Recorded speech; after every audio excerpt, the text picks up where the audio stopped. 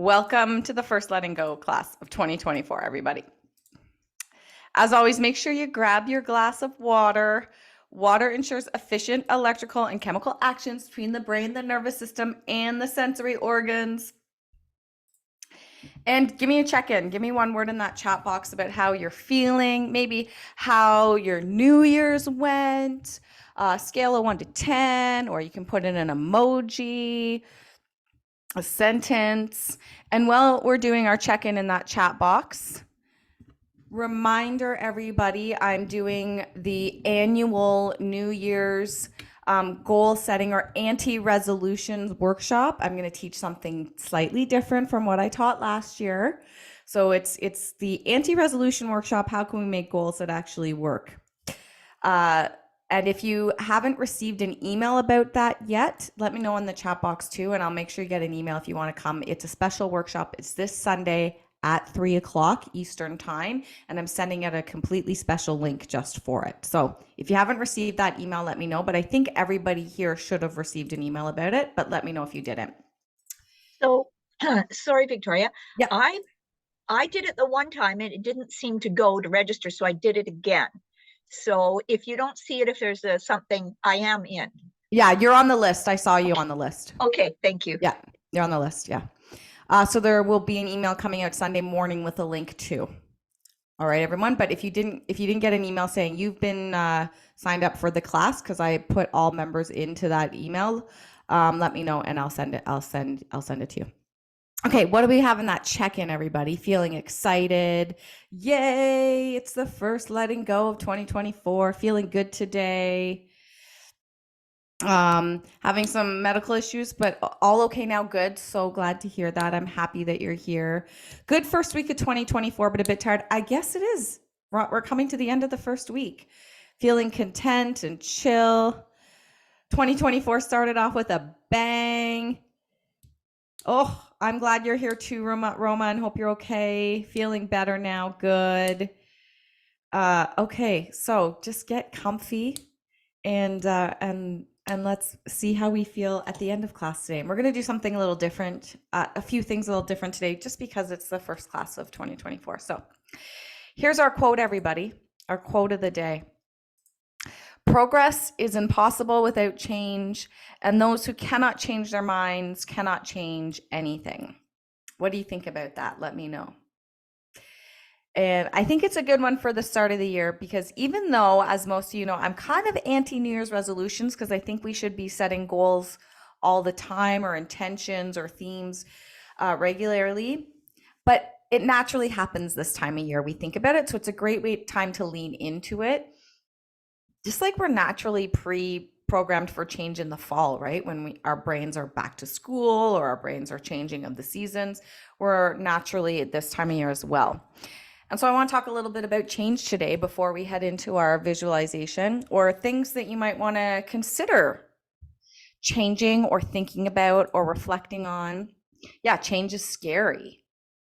Yeah, and how do we lean into that uncomfortableness and know that on the other side, or trust and have faith that on the other side, we're going to be in a better place on the other side of that change. Yeah, we've got the most relatable statement. Very true for me. It's easy to get stuck. Yeah, and we reflect and think about these things this time of year. Yeah, and change is hard. It's not easy. Of course, we talk about this in brain fitness too. Our brains are programmed, right? Our brains are programmed, and it's hard to make those changes. But it doesn't mean that we can't make the changes and it's impossible. All right, so let me read the quote again. Progress is impossible without change, and those who cannot change their minds cannot change anything. I would even say your brain. Okay. Reminder, because it's our first class back, why do we practice letting go? Because personal energy is something we carry with us. It can be heavy, it can be light, it can be in the middle, it can be both things at the same time, but it's the heavy energy that we want to let go of. Or the energies that are weighing us down. Sometimes light energy could weigh us down too, if we're feeling super energetic about something, but we end up overwhelming ourselves because we've been like, go, right? So humans and animals can feel our energy, and it can have a profound effect on us. It can weigh us down, it can pick us up, it can change the mood of a group, a room, relationships. And of course, we practice letting go to prevent discharging, which is when that heavy energy releases, whether we decide we want to or not. The body and the mind will always force you to release it when it becomes too heavy. Yelling, tripping, breaking something, being out of balance, right? So if you're able to practice letting go in a routine way, you'll find you suffer less from stress, worry, anxiety, emotional ties to the past or future, frustration or irritation with others. You'll have more patience, is another way of putting that. You'll have more patience, struggles with loss and fear-based decision making. So let's talk about changing your mind as a way of letting go. Changing your mind or rethinking something or rethinking an issue doesn't mean you've abandoned your principles. Sometimes we get stuck in a thought pattern, a belief pattern, a way of doing things, and we think that that behavior or that belief or that thought is connected to our principles or who we are at the core, and we're allowed to change who we are. The world changes. So maybe another way of putting this, you guys have heard me say this before too, you're not obligated to be the same person you were 5 minutes ago, 5 years ago, a year ago, a month ago, right? We're constantly changing and evolving. And so changing our mind or opinions, we're allowed to do that because I'm a different person now than I was 5 minutes ago. I've learned something. So it doesn't mean that you're abandoning yourself or abandoning your principles when you want to change your mind or rethink something. So for example, what did you want to be when you grew up? When you were 5 years old, what did you want to be when you grew up? And were you sure you were going to be that? I'm going to be a fireman. Do you know what, right? I'm going to be a teacher. I'm going to be, right? Did it change when you were 16? Was it something different? Did you decide you wanted to be something different? When you were 20, did you decide you wanted to be something different? Or maybe you always knew, which is cool too. But most of us said when we were like 2 or 3 or 4 or 5, I want to be a fireman. I want to be an astronaut. I want to be, I want to be a unicorn. I want to be Barbie. I want to be, right? You're allowed to change your mind. And admitting that you were wrong is important because that's a form of changing your mind too. So think about the last time you had a fight with someone or a disagreement with someone and you were 100% sure that you were right about something. Like, I am so right about this. And then you went to Google and you looked it up on the internet and you weren't right. Right? Or you called someone to verify that you were right and you weren't right. Right? So remember that feeling? You're like, oh man, now I got to admit that I was wrong, right? But you didn't lose that friendship because you admitted you were wrong, or that relationship. You probably had a laugh about it, right? My mom and I do this all the time because my mom goes right to no, I'm right, and then we'll check it, and I'll be like, it's okay, mom, or I'll do the same thing to her, and she'll be like, you just did what I did to you, right? So it's okay to change your mind. Rethinking our goals, our beliefs, our behavior patterns, our habits, our thought patterns, and more. It can be challenging because we can be stubborn. It can also be challenging because it takes more energy. You actually burn more calories when you're transitioning or changing because the brain has to grow new nerve cells, grow new neurons, create the patterns that connect to create that pattern within you, thought, behavior, movement pattern, whatever it is. And then it has to cement that pattern in. So it can be challenging. And did you know that the brain is the organ in the body that burns the most amount of calories out of any of the organs? And the brain doesn't like to burn calories because that means it's not conserving energy for survival. So that's why we're stubborn about change, because the brain physiologically doesn't want to burn calories. Okay? It doesn't want to change because then it's worried we won't survive, because it doesn't have the ability to see the other side of change. We have to consciously tell ourselves to have the hope and the faith that the change is what's good for us, right? We're scared of judgment That's another reason that we might not change. We're scared of being accused of having no integrity or being a flip-flopper, right? Or being a different person when we make those big changes in our life. Who thinks this? Well, what are people going to think of me? Who thinks this for something as simple as, what are people going to think of me if I cut my hair? Right? What are people going to think of me if I dye my hair purple? Right? Because we're scared of the judgment. But that change is fun. It's good. It makes you feel good. It makes me feel good about myself, right? When I have my purple hair, purple's my power color, right? So we can really create these limiting beliefs or barriers or walls or be stuck just from that fear of change or being scared of the judgment or being worried about what other people might think. So I want to talk to you about something that maybe you want to think about changing this year along this idea of change of patterns, change of the way we think. So there's this really great book by Adam Grant. He has a great podcast too. You can just look up Adam Grant. He's great. He's a brain, like behavior and brain researcher. And he talks that most people fall under the categories of these 4 modes of thinking. And most people don't want to change out of these types of modes. So these are behavior pattern modes or thinking modes.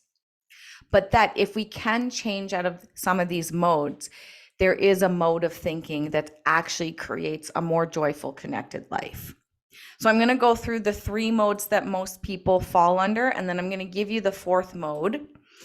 And maybe think about how you might relate to some of these, or most of us kind of go through the top three modes, and we prevent ourselves from being in the 4th. This is going to make sense once I start talking about them. Okay, so there's 4 modes of thinking, and this is what he calls them in his research paper. There's the preacher mode. When we're in preacher mode, we're convinced that we're right? I'm 100% right. You're having a debate with someone, then you go to Google and you realize you weren't right? So salesman to the clergyman, this is a style we use when we're trying to persuade others into our way of thinking. We're defending a view we already hold, a belief, a pattern. This is the way I've always done it. My way is right. And when we're in that mode, we're not listening to others. We're not listening, or we're not seeing that there's other ways of living, or that even though this might be right for me, it might not be right for that person. And that comes down to that judgment piece, right? If I make this change, my friends that are in preacher mode are going to tell me that I'm doing the wrong thing, right? So we've all been the preacher, and we've all also been the person on the other side of someone thinking in preacher mode before too, right? Then there's the prosecutor mode. So it's almost the opposite of preacher. You're trying to prove someone is wrong. You're attacking someone else's views, and you're not open to hearing the other side. So preacher and prosecutor are kind of similar. So preacher, you're trying to prove you're right. Prosecutor, you're trying to prove the other person's wrong. So preacher, you're trying to get the other person to do what you do. And this one, you're just trying to prove the other person's wrong. You're not open to seeing the other side in either one of these.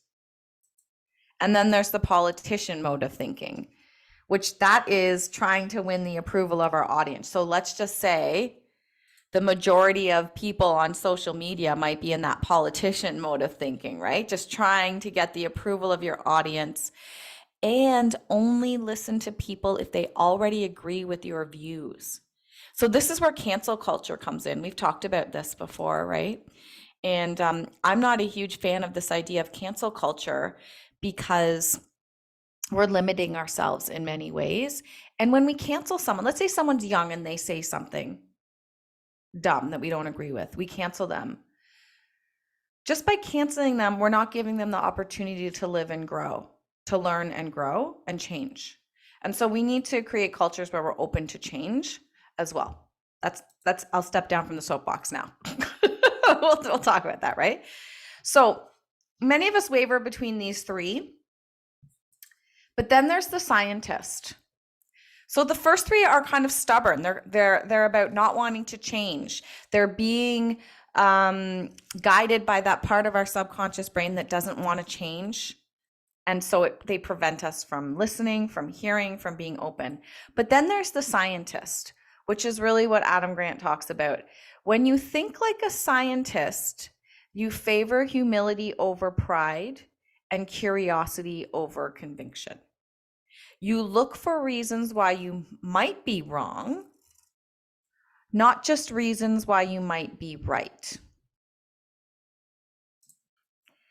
And the scientist is really good at listening and hearing, observing, reflecting, listening and hearing, rethinking or considering the information that they're listening or hearing or reading or educating themselves when considering the information and rethinking and then deciding if they want to change their mind. You don't have to change your mind, but just hearing it and reflecting and considering it means we're being open to possibility and perspective, and that enriches us.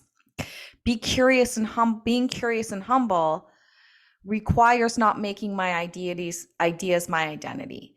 And if I can tell myself that my ideas aren't my identity, then I am more open to change, and it's easier for me to change and let go of that stubbornness. And here's the other thing. Thinking like a scientist, interestingly enough, allows you to fill your basic emotional needs. And we all know when we are able to fill our basic emotional needs or meet them, right? They don't all have to be equal, but we're meeting those points. We're going to feel more fulfilled, satisfied, like we've achieved something, motivated, inspired. And isn't that really how we want to feel in life? So, reminder of your basic emotional needs: certainty, variety, significance, feeling unique, special, or important, connection and love, growth, expansion of our capacity, capability, or understanding. So there's a lot under growth: contribution, sense of service, helping, giving, supporting. If we can think like a scientist, we can meet these easier too. So I want you to think about what you can let go of today in our meditation, in our visualization, so that you can start to rethink, reconsider as we go into 2024. Right? So maybe you heard it and you're like, oh, I'm a preacher. Most of the time I'm a preacher. Sometimes I'm a prosecutor.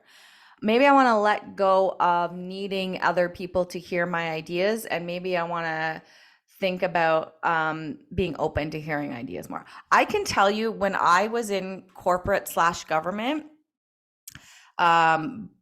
before my burnout, I definitely was a preacher and a prosecutor for sure. I really believed in what I was doing, but I didn't, I'm going to say, and what I was doing was a lot of what I'm doing now, but I didn't leave space or hold space for gentleness and kindness about it. I was like, this is what you need to do.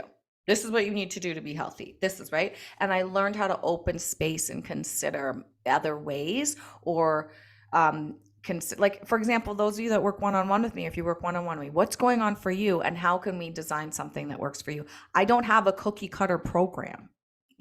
There isn't a cookie cutter script. That's why the one-on-one work is you get a unique visualization just for you. It's not a cookie cutter thing. Right? Maybe you want to consider if there's something you are stubborn about. But here's the thing: a lot of things we're stubborn about, there's usually that voice or feeling deep down inside where you already know the change you want to make, right? But you push that voice deeper down. But you have those inklings, right? Maybe you want to let go of the idea that identity is your principles and they can't change, that you're allowed to change at any time. Maybe you want to let go of the fear of being judged for changing your mind, or maybe it's just for doing whatever you want. I want to do whatever I want with joy and ease and not worry about what anybody thinks of me. If there's anything else, let me know in the chat box that came up while I was talking about this today. Right? So just things to consider letting go of. A lot of these are maybe behavior things or thought patterns or behavior patterns or even belief patterns. Let's just jump into 2024 and start doing the deep work right now, everyone. Surprise. Welcome to Letting Go class. So, but we're going to do something a little special today for our abundance and gratitude section. Because, we always follow with that abundance and gratitude. We're going to do what's called calling it in, or I call calling it in, right? We always finish with abundance, but we can also finish with calling it in. And that's just dreaming, wishing, calling in what we want. Yeah. Oh, this is a good one in the chat box. Letting go of should. I should do this. Should is a behavior pattern. That's a good one. I like that comment. Yeah. Okay, so calling it in. I think this is a really beautiful calling it in poem. I'm going to read it to you, and we're going to do something at the end of the visualization kind of similar. But let me read this to you. There is beauty that is felt deep in our hearts when we love. Forgiveness is hard, but it is freeing. Give it a chance to enter your life. There is deep wisdom in your body. Listen to it. It can heal you and teach you how to be well. Your spiritual self is a deep, vast ocean full of infinite possibilities, dreams, and love. You were made to create, to be in connection with others and with love. So don't allow yourself to be anything less than magnificent. Let your life be a blessing to others. I'd like to call in all those things, right? So kind of calling it in is another kind of way of saying setting intentions or goals, or dreaming, or just asking or wishing. We're allowed to do all those things. So at the end today, I'm going to do a little set of kind of calling in affirmations or calling in statements at the end today as part of our abundance and gratitude practice. All right, everybody, reminders. Yeah, me too. Before we even get started, Lori says, love the word magnificent. Me too. That's what drew me to that poem, actually. I saw it and I was like, oh, we do not use the word magnificent enough. And we definitely don't use that word to describe ourselves. It's an awesome word. I agree. Okay, reminders, everybody. Letting go isn't about forgetting, repressing, or dismissing everything that's happened to you as if its impact doesn't matter, right? It's about accepting what's happened along with its impact and learn what you can from it and find peace. And you don't have to be fully recovered or feel an incredible aha moment after one letting go visualization, or you may feel an incredible aha moment after one letting go visualization. And both things are real. Part of healing and letting go is acknowledging that you're on the journey. You're taking the steps and you're healing at a pace that works for you, or your subconscious brain is letting you heal at a pace that works for you. But the most important thing is to do the work and tell your subconscious brain you want to be doing the healing and not get stuck in the stubbornness, right? Doing the work is always a valuable part of the process. And of course, we always follow our letting go practice with abundance and gratitude practices to fill the space we've created. And today we're going to do, for our abundance practice, an abundance of our basic physiological needs practice. We're going to do gratitude, and then we're going to do a calling in. So special kind of changes for the first class of 2024. But if you like any of the changes, let me know and I will start incorporating them in. So you can let me know at the end of the class or next week or whenever you want. Okay, letting go formula. Let's check in on our basic needs. We're going to do a brain fitness exercise, 2 minutes of quiet, then our visualization and our abundance, gratitude, and calling in. All right, check in on your basic physiological needs, because if we don't have these needs met, the brain simply cannot create change for us. It cannot make changes because it will not allow any extra energy or calories to be used towards change, because it wants all of that energy that we have to be put into feeling safe and meeting our basic physiological needs. So if we want to create change in our lives, the first thing we need to do is make sure we're meeting our basic physiological needs to release the brain and release the stubbornness and say, hey, I want to use my energy to make some change here. And I'm not in survival mode. I'm moving into thriving. So food, are you hungry? If you're hungry, just grab a handful of almonds or something. Just put something in your belly for the next 20 minutes or so. Water, are you hydrated? If you're overhydrated and you have to pee, you can't focus on anything, you have to pee. And if as soon as I say it, you're thinking, do I have to pee? I don't know, I could probably hold it, go pee. that's my rule in life, right? If you start questioning it, you think you can hold it, go. And of course, if you're underhydrated, grab a sip of water. Are your lips chapped? You want some chapstick on your lips? Is your mouth dry? Are your hands dry? Do you want to put some lotion on if they're going to be itchy? Clothing is about body temperature. Am I warm? Am I cold? It's also about your connection to the outside world. Am I itchy? Is there a tag bothering me or the wire from my bra bothering me? And this is great. Lori says we call it pee on principle. Yeah, the principle of pee. I love it. Yeah. Shelter. Do you want to do anything to the space you're in to make it cozy or comforting for you? Close the door, dim the lights, light a scented candle. And then, of course, sleep is how well did you sleep last night? We can't fix that one right away, but just acknowledging if you're tired and putting yourself in a comfy position so you can just relax into it and let your brain do the work. All right, any changes you need to make, go for it. Well, I put some chapstick on. My lips have been so chapped all day. All day long.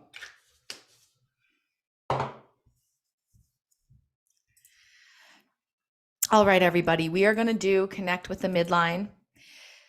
It's great if you're feeling anxious, stressed, or worried.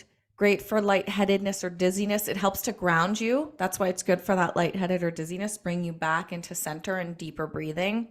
It helps to approach problem solving with a win-win perspective and brings calm to yourself and the world around you. Let's come onto the front edge of your seat, everyone. Put your feet flat on the floor.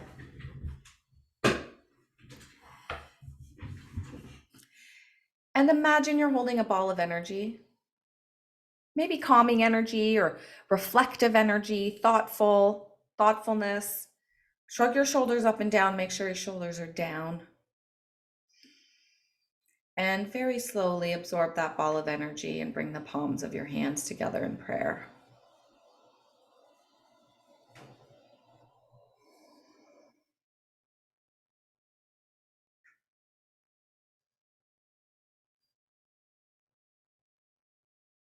Notice if your breathing changed. Do you want it to breathe a bit deeper? Maybe you want it to yawn or sigh.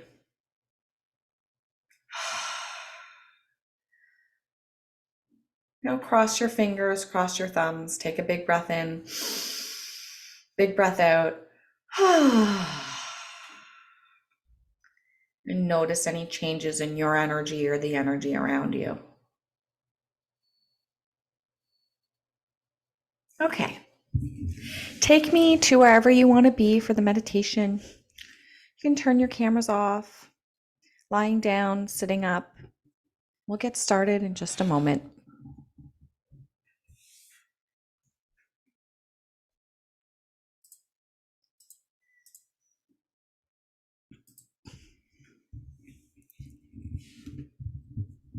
Making sure that you're feeling comfortable, relaxed.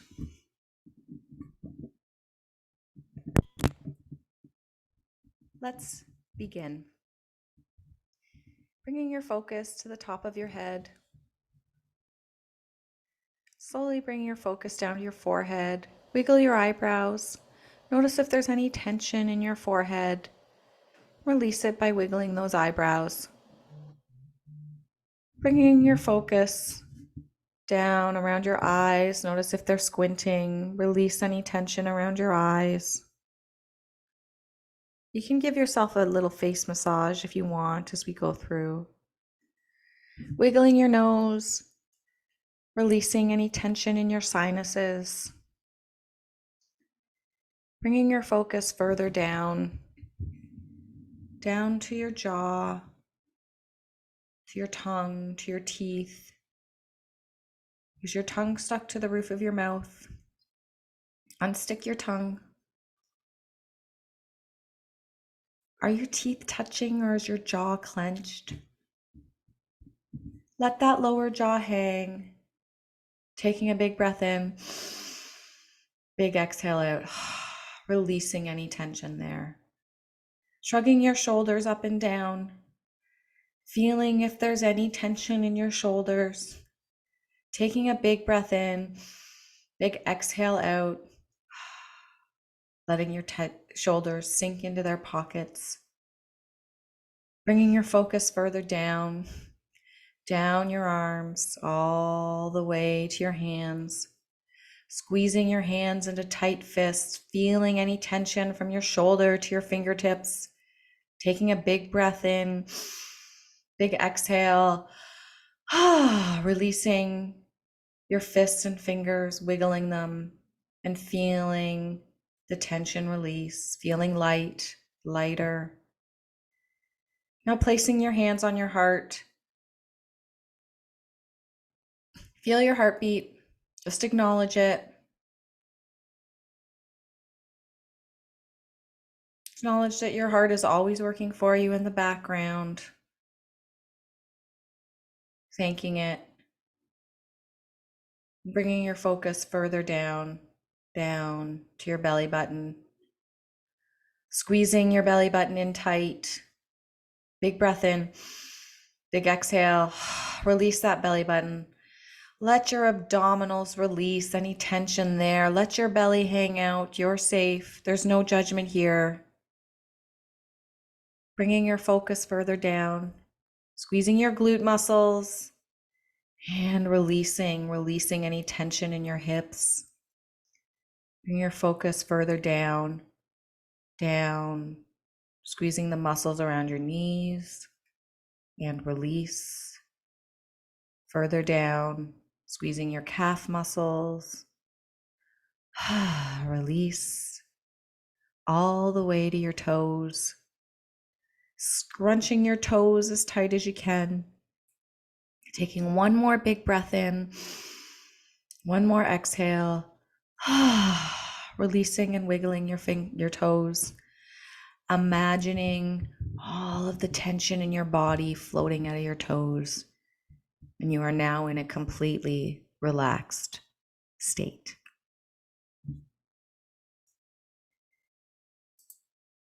We're going to take the next 2 minutes to listen inwards, to listen to that inner voice, that inner monologue. Reflect on the past week. Maybe reflect on an aha moment you've had or an activating moment you've had that made you think. Or maybe you just want to listen to that inner monologue and hear what it says. Because often that inner monologue is our subconscious brain telephoning us. It's important to listen to it. And also acknowledge that when you talk back to that inner monologue, that's your way of telephoning your subconscious brain back, planting some seeds, telling it what you need or want, so that it can do the work for you in the background. So taking 2 minutes of quiet to enjoy your relationship with yourself or explore and reflect upon it, listening inwards, and I'll be back in 2 minutes.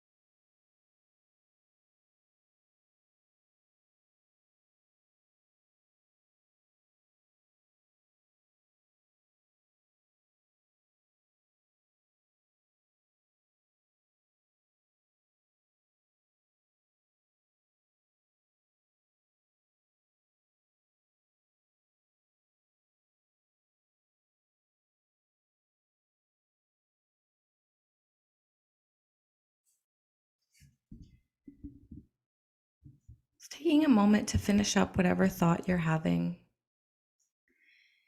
If anything came up for you today that you would like to practice letting go of, just quietly tell your subconscious brain, this is what I'd like to let go of today, and trust and know that it will do that work for you as we move through the visualization. You don't need to force anything.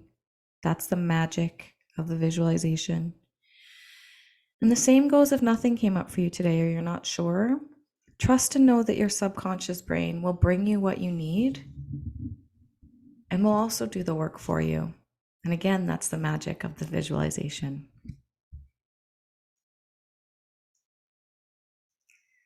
It's taking a moment to feel the points of contact you have with the earth. If you're lying down, maybe it's your head on a pillow, your spine on the mattress. If you're sitting up, maybe it's your feet on the floor, your arms on an armrest. Taking a big breath in, big exhale, sinking down into those points of contact. Recognizing that those points of contact represent the earth holding on to you. Gravity will never let you fly away. Just by being a human being on the face of the planet, you are supported, you are connected, and the earth is always holding you in the palm of its hand. Taking another big breath in, big breath out, sinking down, down, saying to yourself, it is safe to breathe. It is safe to breathe deeply. It is safe to connect. And it is safe to connect with myself deeply. I'm ready to practice letting go.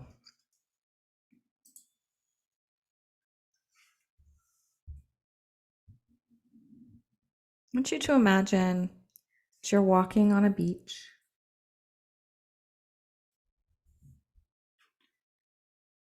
What does your beach look like? Is it big and vast? Is it small? Perhaps it's around a pond and there's a huge forest around. Perhaps it's a big, vast beach with the ocean. What comes to mind for you first? What does the sand feel like under your toes? Is it rocky? Is it pebbly? Maybe it's not sand at all. Maybe it's big boulders.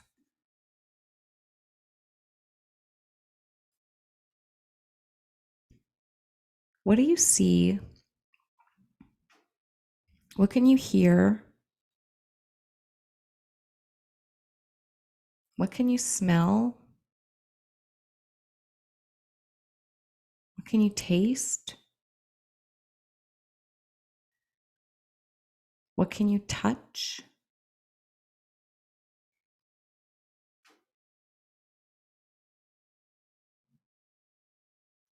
You feel a sense of familiarity with this beach. It feels comforting.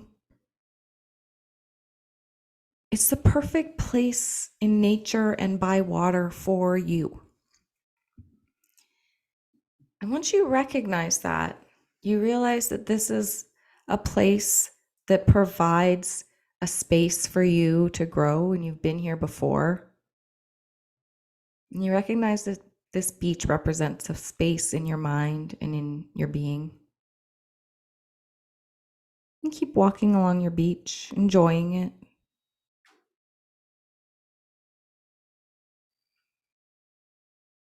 As you're walking, you notice a sparkle up ahead, a glint, and you're curious, what is that?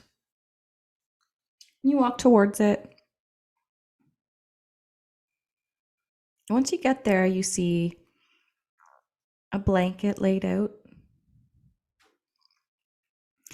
And on the blanket is a bottle, a cork, a piece of paper, and a pen.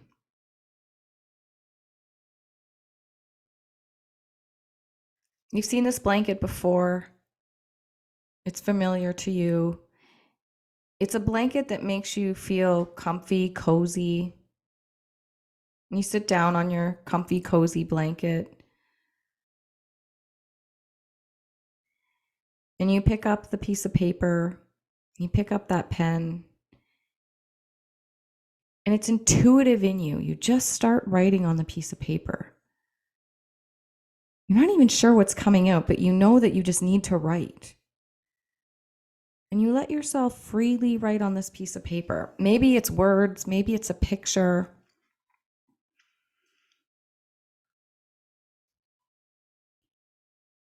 And as what you're writing on the paper starts to come to life, you start to realize what you're writing or drawing.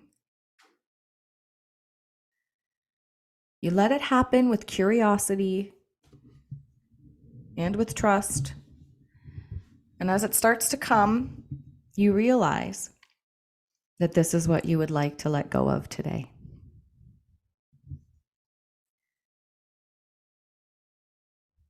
Just take a moment to write words, phrases, drawings, whatever it is.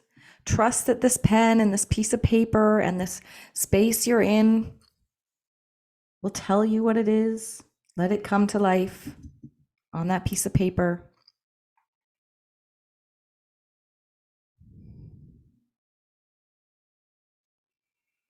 And once you're done, I want you to say to what you've created, thank you, but I no longer need you.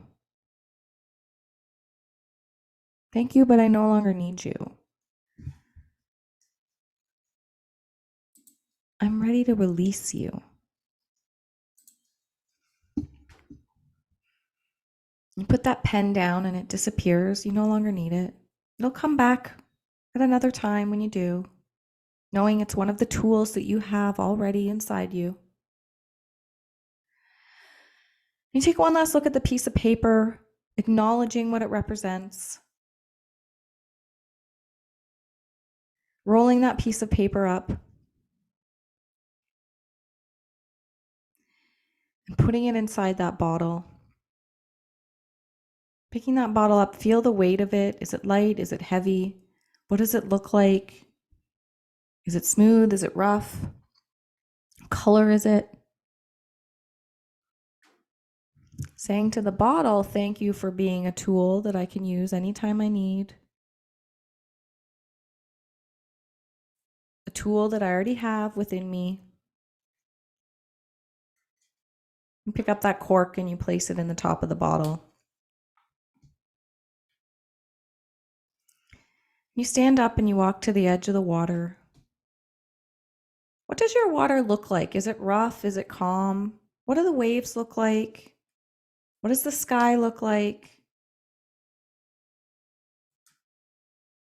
What does it sound like? As you're standing on the edge of the water, you know what to do, and you are ready. You take that bottle, and all of a sudden you have so much energy in your arm, and you throw that bottle as far away as you can. You are so surprised at how easy that was, and how much power and strength you have within yourself to throw that bottle. And you see that bottle bobbing up and down, far out in the water. And you say to it, thank you, but I no longer need you. Goodbye. And it's bobbing up and down, and it gets caught in a wave. And it's bobbing down, until it's completely under that wave and it disappears. And you watch that wave roll in, roll towards the edge of the shore.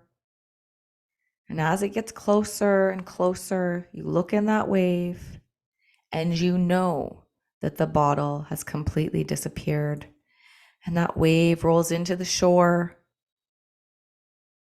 sinks into the sand, and pulls back out into this beautiful body of water in front of you. Acknowledging that what you've let go of today, just like the wave, it existed, and now it's turned into something else.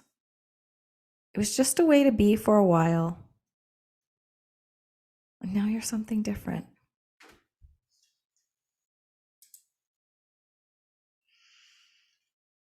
You feel light and free, maybe proud of yourself. You walk back to your blanket. You thank your blanket for being there when you need.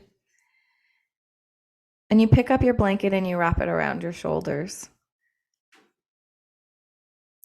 Feeling a warm, glowing light from your head, all the way down to your toes, and allowing that blanket to provide comfort for you and safety.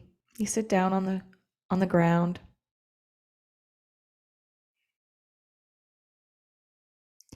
And you start to think about all of the basic, everyday, ordinary things that you have in your life that meet your needs, not only so that you can survive, but so that you can thrive and connect as a human. Thinking about what food you've eaten today, or maybe a delicious meal you had sometime this week. Bring that to mind.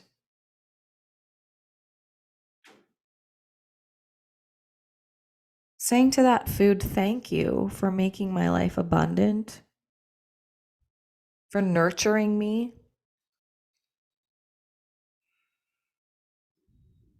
Thinking about the water that's available to you, the clean water that comes out of your tap.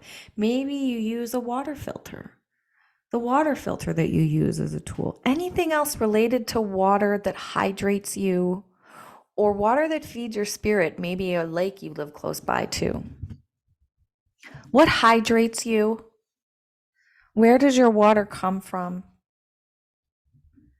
Bring it all to mind. Saying thank you for nurturing me, for hydrating me, and for keeping my life abundant, connected, and my body healthy. I want you to think about clothing, the clothing you're wearing right now. Maybe clothing in your closet or your drawers. As it gets cold and we're going into winter, what's keeping you warm? What's keeping you cozy? Favorite socks, sweaters, scarves, hats, mitts. Think about all the clothes, how they make you feel. Say to them, thank you. Thank you for giving me variety, choice, abundance, and for keeping me warm.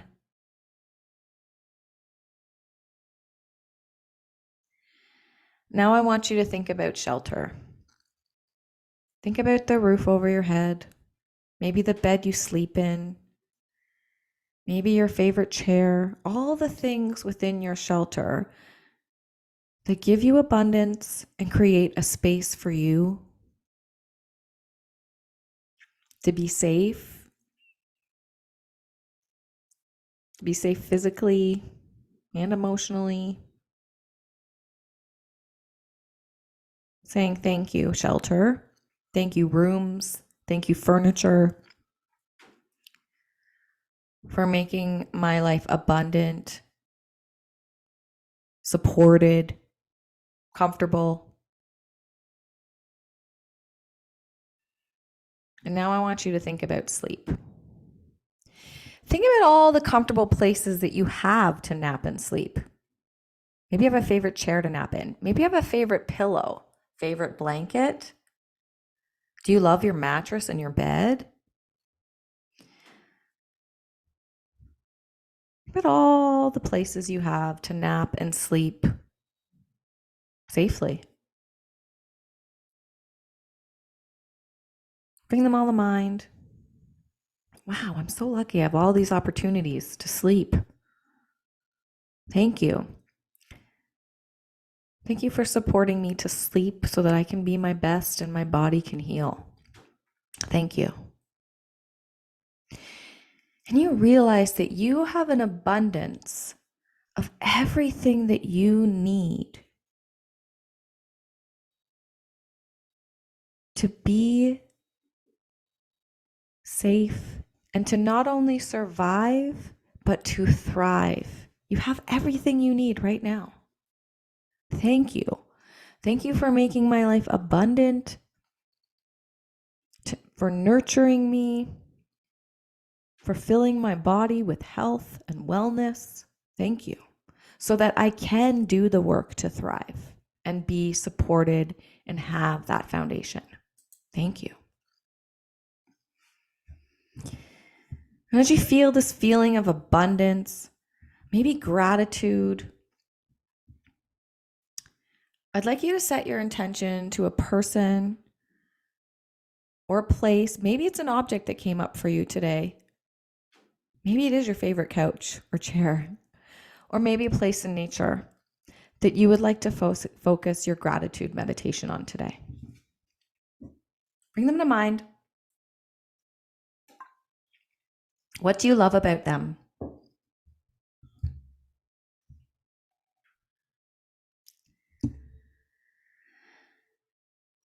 How do you want to make them feel?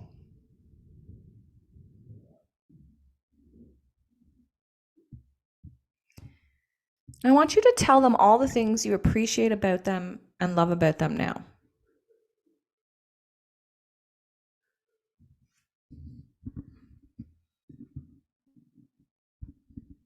Now imagine there's a beam of light coming out of your heart, traveling all over the world or the universe to wherever this person, place, or object is, and it's wrapping around them. It's bringing them this message right now.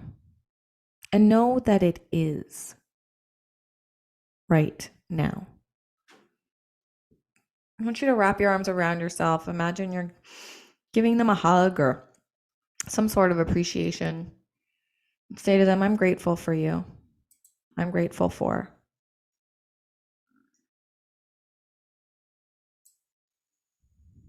Really lean into this feeling of gratitude. Because gratitude's a two-way street, and we can easily feel it when we're open to feeling it, all the benefits of it.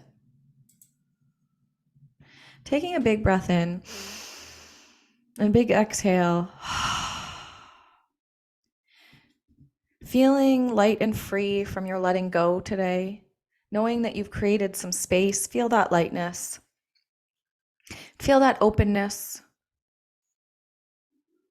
You can spread your arms out wide if you want. Telling the world, the universe, that you're open to calling in some more abundance, some more connection in your life.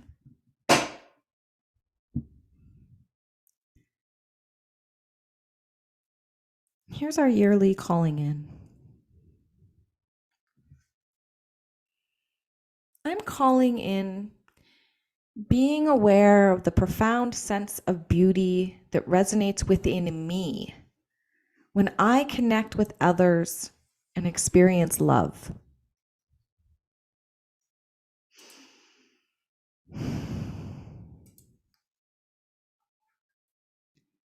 I know forgiveness may be challenging, but it can also be liberating.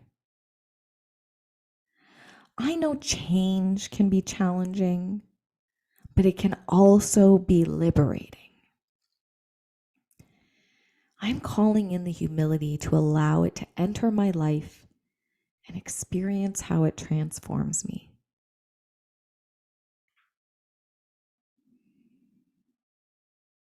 My body holds immense wisdom. It can guide me towards healing and wellness. I'm calling in the ability to listen to my body and to learn from it.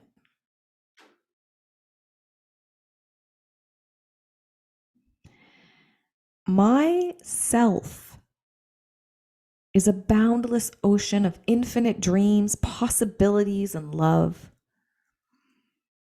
I'm calling in the faith to believe in myself.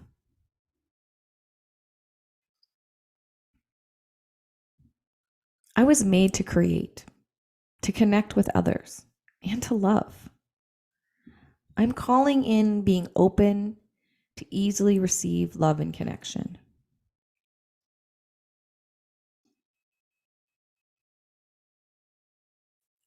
I support and give to the life around me, and I know that my life is a blessing to others.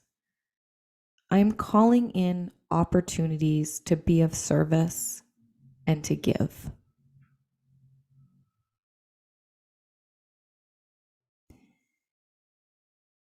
I am choosing to believe that I am magnificent.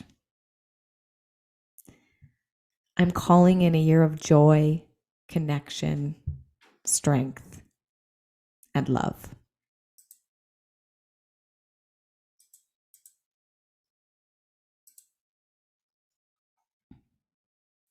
Placing your hand on your heart. Taking a big breath in. Just recognizing yourself and all of the possibilities within you. And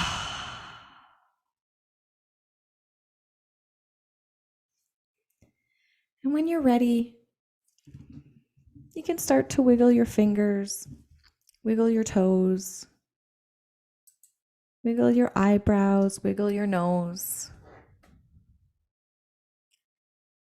Maybe gently start to rock back and forth.